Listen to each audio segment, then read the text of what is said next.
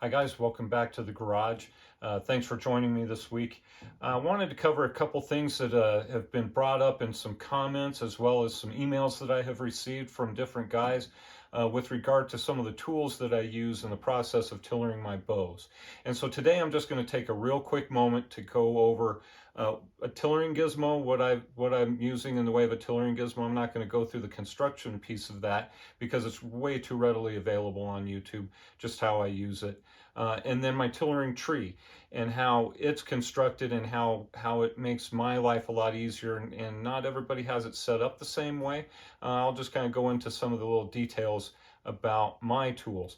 And so hang with me here. We'll just dive right in and get into the tool shop. All right, guys, so bear with me on the conditions of my shop here. There's a lot of snow outside, and it's really just not a good day to be out in the elements. This is a shot of my tillering tree, really just kind of the long view. I'll get here and kind of get some of the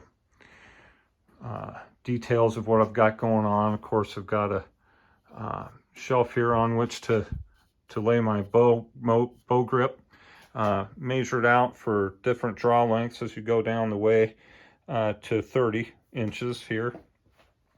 It's mounted to a post. So this post is actually the remnant of a basketball hoop backboard combination, whatever you want to call it, there in the driveway. So what I did was kind of cut that down, and there's a sleeve right down here that just fits into a socket out there on the side of my driveway that I can just carry this tree out there and set it up in my yard. Something you don't see on very many tillering trees is a pulley on the top half of the works. So if you're watching, here's the handle from which I pull. And if you follow the rope, it goes through a pulley at the base, back up to the pulley that's attached to the scale, and then back down and attached to the bottom down here. And I'll explain why there's a bolt running horizontal at the base of this thing. And so in setting it up like this, guys, you can, when you pull on it, every pulley you attach cuts the weight in half. All right. I'm not going to go through the explanation of all the physics behind all of that stuff, but when I pull on the handle, I'm pulling twice the distance of what it's coming down, but I'm pulling half the weight that it's pulling down. Okay, so when my scale's reading 40 pounds, I'm actually physically feeling 20 pounds in my hands. And it just reduces the amount of pressure on my end of everything. And for me, that's more of a psychological piece of tillering, because I can pull a bow to like 50 pounds or beyond without it feeling like that's what I'm doing. And that way I can kind of remove that nagging feeling in the back of my head that, you know, gosh, it's getting really hard to pull, and is it going to break? Is it not going to break? Et cetera, et cetera. It just kind of removes a lot of that from my psyche. The scale here, it's just a luggage scale. Got it on Amazon. It goes up to 75 pounds. I don't intend on ever building anything greater than that, so it does well for me. Let's see here. Something to consider when you put a bow on this thing is that you want to zero this scale with all the works hanging from it. You want to zero it out so that you're not getting a false weight reading that's going to include the weight of all of the hardware in there. All right. All right. So when we put a bow in here, and I've got some other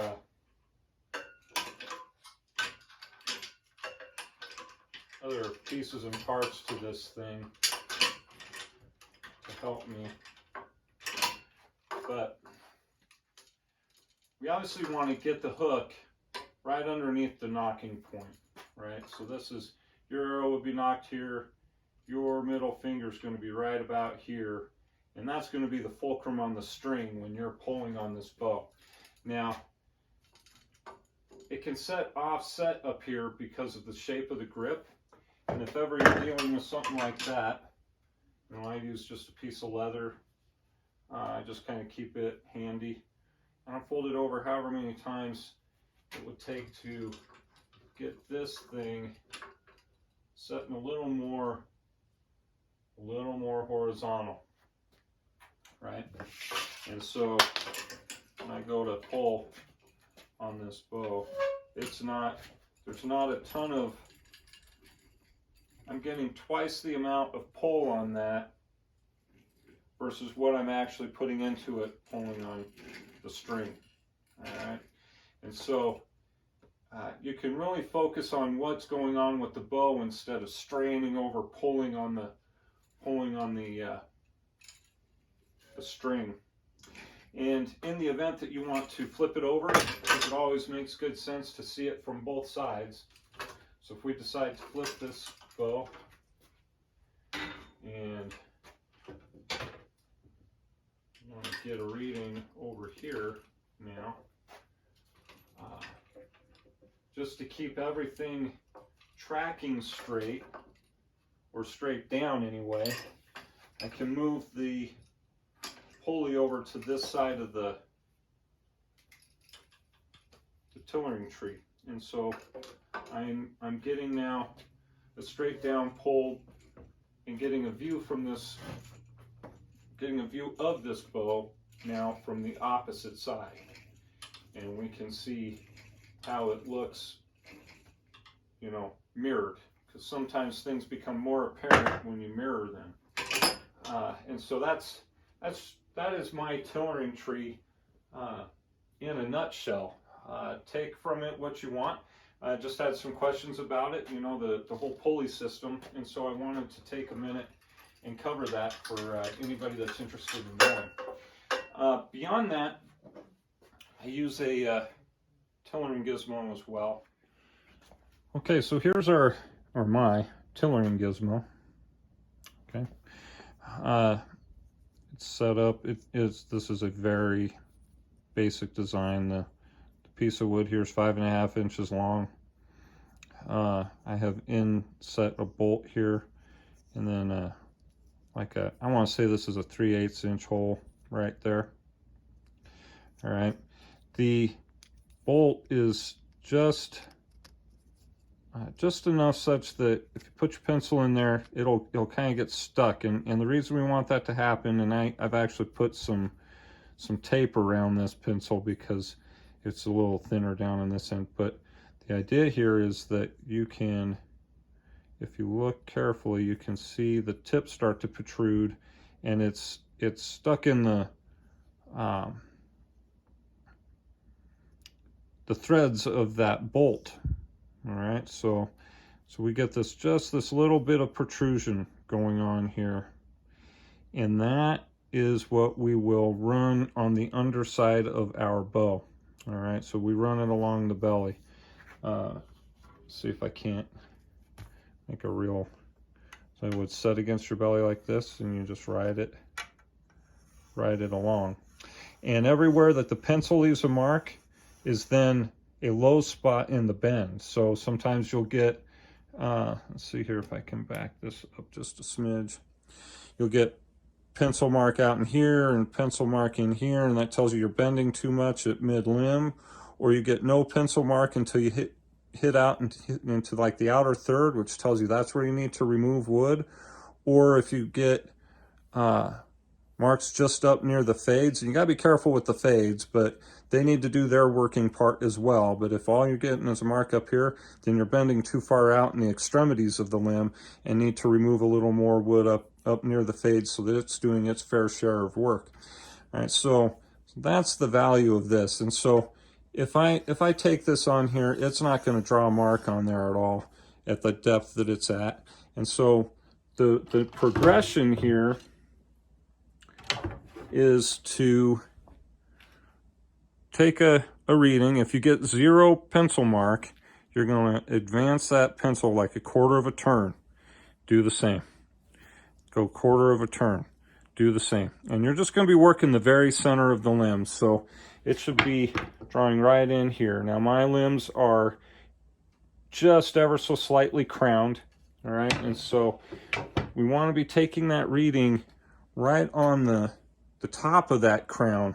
If you're doing a faceted tillering process, then you understand that you affect tiller on the belly side and weight out on the edges, right? So this is affecting tiller, and this is affecting weight, right?